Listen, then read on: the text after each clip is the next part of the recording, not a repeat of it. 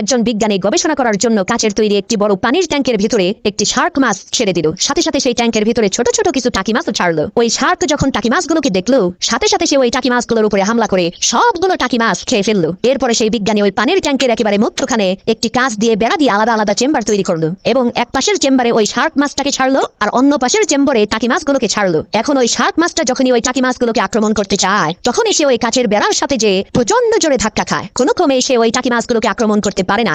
ওই বিজ্ঞানী পানির ট্যাঙ্কের মধ্যে থাকা ওই কাচের বেড়াটাকে উঠিয়ে নিল। এবার ঘটলো এক আশ্চর্য কাহিনী। টাকি মাছগুলো শার্ক মাছের কাছে চলে আসলো, তার মুখের সামনে দিয়ে ঘোরাঘুরি শুরু করে দিল, তার সাথে মজামাশ করা শুরু করলো। কিন্তু কি অবাক করা বিষয়, শার্ক মাছটা ওই টাকিগুলোকে কোনো আক্রমণ করে না। এর কারণ হলো ওই শার্ক মাছটা এর আগে বহুবার চেষ্টা করেছে ওই টাকি মাছগুলোকে খাওয়ার জন্য, কিন্তু সে ওই কাচের বেড়ার জন্য খেতে পারে নাই। তখন সে চেষ্টা করাই বন্ধ করে দিয়েছে। সে মনে মনে ভেবেই নিয়েছে এই মাছগুলোকে কখনোই সে খেতে পারবে না। প্রিয় বন্ধুরা, আমরা ওই শার্ক মাছটার মতোই, আমরা একটা কাজ করতে যদি কয়েকবার ব্যর্থ হই, তাহলে ভেবেই নেই এই কাজটা আমি জীবনেও করতে পারবো না।